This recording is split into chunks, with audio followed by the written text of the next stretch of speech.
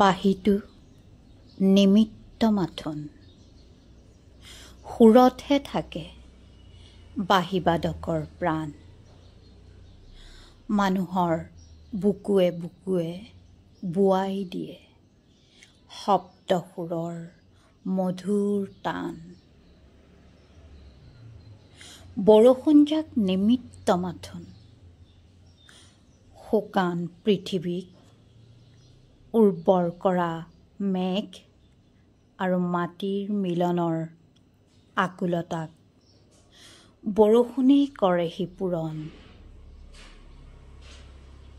কবিতা নিমিত্ত মাথোন।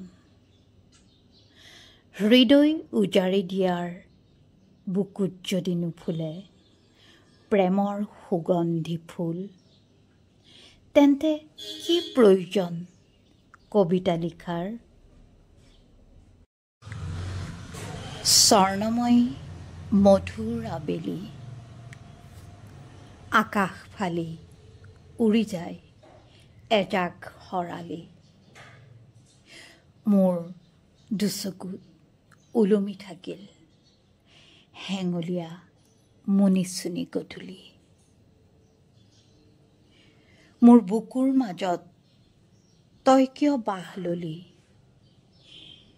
অ মোৰ প্ৰেমিক পখী, হুৰায়ো দিব নোৱাৰো। মনৰ মাজতো থব নোৱাৰো ৰাখি,